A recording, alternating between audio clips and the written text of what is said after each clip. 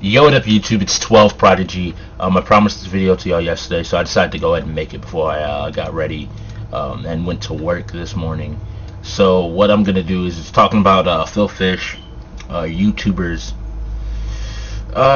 just like I said in my tweet. For those that didn't see it, I'm just pulling up the article that just so I can have it just to talk about it and look at it directly from. Alright. So for those that don't know, Phil Fish, the developer behind Fez, came out yesterday with some comments dealing with YouTubers, the gaming community, as well as revenue and revenue sharing. Now, there's a reason why I want to talk about this. One, Phil Fish has been known for the crazy stuff he'll say on Twitter. So for everybody that seems a little bit surprised that it was him, I'm not fully surprised, but he basically came out and this is what he had to say. YouTubers should have to pay a huge portion of their revenue to developers from which they are stealing. Basically, they steal all of their content. Ad revenue should be shared with developers. This should be built into YouTube. Anything else is basically piracy. If you generate money from putting my content on your channel, you owe me money. Simple as that. If you buy a movie, are you allowed to stream the entirety of it publicly for people to watch for free? No, because that's illegal. Systems are in place to prevent that. But buy Fez, put all of it on YouTube, turn on ads, make money from it, and that's totally fine. And the developers should in no way be compensated for their work being freely distributed to the world. Right. Makes sense. Alright, so first and foremost, he then, after getting his reaction, deleted the tweets and did the normal thing when you say something that you really shouldn't say regardless of how you feel. And there's a reason why I say that, alright? Now, I think we have to get to the heart of the issue and where this all stems from. For those that don't know, this is kind of the YouTuber side of things. PewDiePie has been reported to have made $4 million last year. And I give full congrats to the dude, while I personally don't watch his content. I do give him credit, as he has found a way to make YouTube work very well for him. And he does what he does to make a living. I feel that he gets a bad rap most of the time. That most people don't understand that he is actually an intelligent individual, and that it's a business just like anything else. Sometimes his personal image has been skewed and people really have a problem with him and don't understand it's really a character, and so I do feel for him on that front. But why would this matter to Phil Fish? Yes, Fez sold a bunch of copies. Fez was a fairly great selling indie game. But basically, when you hear that somebody else basically can make $4 million just by playing your games and putting them out there, it tends to hit a nerve. And I really want to make that point clear, is because I don't 100% disagree with the guy. I disagree with him for the majority of it. In terms of criticism, in terms of critique, again, mostly because he used very general statements, such as, if you generate money from putting my content on your channel. That is basically saying any video that's made about your game. It's one thing if somebody does a commentary-less playthrough.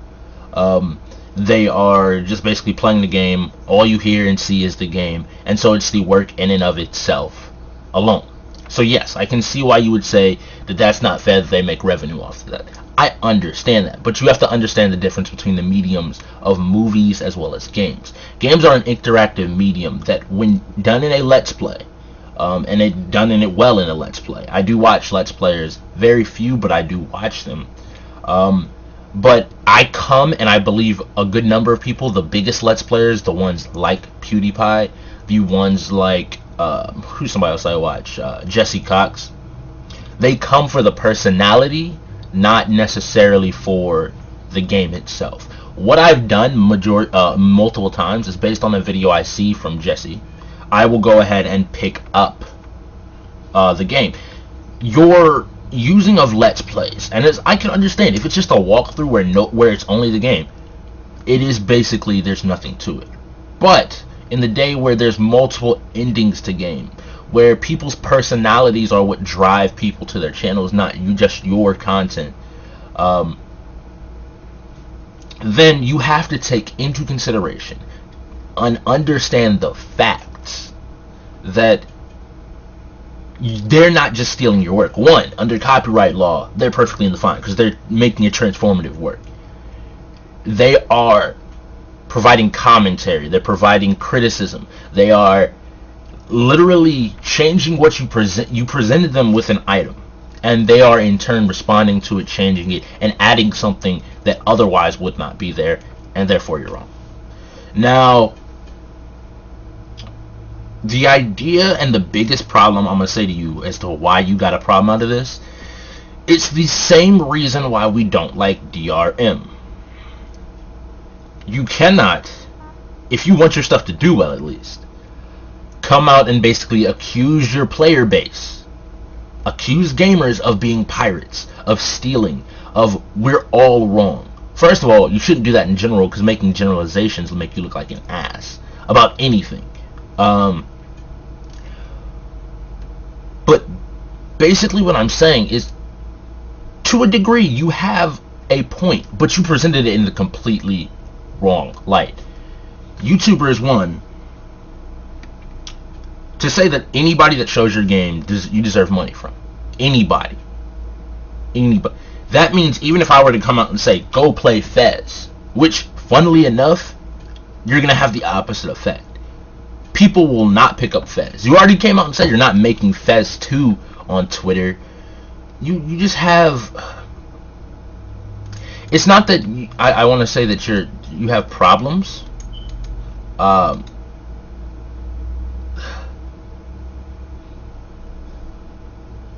And here's the other thing. Look, it's again, it's the same thing we had with the recent ad issues on YouTube. The idea is that YouTube doesn't have a good portion system. For you to say that I should pay out a huge portion of my earnings to play your game would make me look at somebody like Blizzard, make me look at somebody like Deep Silver, make me look at any other developer who said, oh, go ahead, we understand it's free advertisement. People are getting to see your game. They're better able to determine if they want to play it. There is a portion of people that will just watch it, but more people will get to your game than if hadn't watched it at all. There are plenty of games that people buy purely because they've seen it and it looks interesting and they want to play it for themselves and have that experience. It's not sitting in a room for 3 hours for the exact same experience every single time, or close to. While movies give you can pick up on different things, the story, the structure, how things transition always stay the same. Games, that's not necessarily true, especially with the branching paths, the multiple choices, and morality systems in games. It really comes down to how you as a gamer play. So Phil, if I might call you Fish, even Phil, if not Mr. Fish, you would have more ground to stand on if you had maybe said that you find a way to split it. You would be on better grounding if you were more specifically saying walkthroughs, or I'm not even going with guides, because guides is something completely different. They're showing a piece of your game on how to collect and find an item. But walkthroughs where you just see all the game, if you had targeted that, I might be able to agree with you. Even say, okay, that makes logical sense, as in all they're presenting is the game. What I'll say, one, you're mad that you have a game that, while it has interesting aspects to it, while there may be secrets to uncover in it, and while you may feel it's the greatest thing since sliced bread, you're not. And that's not me just trying to be rude, that's not me trying to be mean, that's not me attacking you personally. It's the idea that you cannot, and I will repeat, cannot expect someone else who plays your game. Look at any Let's Player.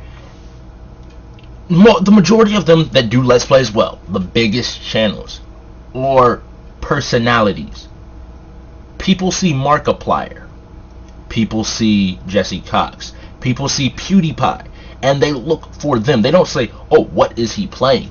That's how they find the channels. So somebody might say, well, I want to watch a Fez playthrough. Oh, this guy's doing a Fez playthrough. Okay, let me watch him. Okay, I like his channel. I'm going to go ahead and subscribe. It's the idea of you provide the taste test, and a good personality will be the full meal. They'll stay there and continue to follow beyond that. But that's pretty much what I wanted to say. Just to sum it up very quickly. He's not 100% wrong. His biggest issue is in the fact that he used such general terms to try and lump everybody together. He came across in a very negative manner, which put people on the defensive, and is again a bad way to operate when you're trying to deal with anyone in general about anything. I can understand where he comes from, because him, just like everybody else, are mad. A lot of people are mad with PewDiePie because he made $4 million, and people think that's not fair, that's not right. Why would he make that much money? And that's entertainment. Why do we have shows that people continuously say, why is Jersey Shore on the air? Why is this on? Because there are people that enjoy it, and there are people that find it funny. While you may not, it doesn't give you the right to try and demean him. PewDiePie is a success. And I just want to throw this out there. He's raised $1 million for charity. Meaning, basically, can you say that you've done a fourth of your wealth, a fourth of your earnings in a year's time to give away? Didn't think so. He's not a bad dude. It's just, there's a difference between actually saying that you don't like a person and saying you just don't like their content. It's like saying I don't like that movie, or I don't like that TV series. And so, Phil Fish, I understand why you're mad. You, like a lot of people, are mad that this guy, from what a lot of people see, thinks he's retarded making all of this money, when it's a character developed by him that's meant to bring in that money because that's what his audience wants. So be mad. But at the same time, you don't go around comparing yourself to others. I don't compare myself to PewDiePie. I won't. Would I love to get to his levels of success? Of course. To be able to play video games and do something I love and make that much money, there are problems there, but at the same time, it would still be nice. But that's really what I wanted to say. What I really wanted to present, the ideas that I really wanted to push, was this idea, and present it just in a manner that presents your arguments better, and you won't have to lock your Twitter, hide behind the protected feature, and just in general, you won't have to stick your foot in your mouth time and time again. Treat gamers just like you would want to be treated. Would you like me to come out and say, well, Fez had this nicked from something, Fez had that nicked from something, regardless of whether or not I felt it was grounded in truth or not? Would you want me to do that? That's the biggest thing I just have to say. Phil, you took the wrong approach. You took the wrong approach. But this has been 12 Prodigy. It was good talking to y'all. Y'all can see all of the social networking stuff up above. Follow me on Twitch for gameplay. We have a lot of fun over there. As well, we just have movie nights, whatever. Play games, have movie nights. We do whatever's good. Follow me over on my personal YouTube, which is 12 Prodigy. That is basically anime and manga, is what I mostly talk about over there, and it's actually a lot of fun. Follow me on Twitter for all updates and knowing about when things are coming, what things are in the pipeline, if something's been delayed for what reason. Check out theplaceforgamers.com. It's my favorite place to get gaming news. It is a great website. A lot of great people work there. And check out their podcast for E3 Thoughts. I'll link that. It's actually a pretty good podcast to go ahead and take a listen to. So definitely go ahead and look at it. And last but definitely not least, this is Nation Awkward, the channel you're on. It's a gaming channel. There's a group of us. I know you only really see me. That's just because at this current time, the others haven't started making content and haven't started putting up content, but it's coming. So go ahead and definitely subscribe and check us out. We do news, we do let's plays, we do random gaming commentaries, we do a lot of different things. Everything pretty much short of a walkthrough. And with our walkthroughs, they're very detailed and they provide more. Yes, Mr. Fish, we add something to your content. But this has been 12 Prodigy. Go ahead and subscribe to Nation Awkward. And until next time, it was good talking to y'all. Peace. Why doesn't it turn off?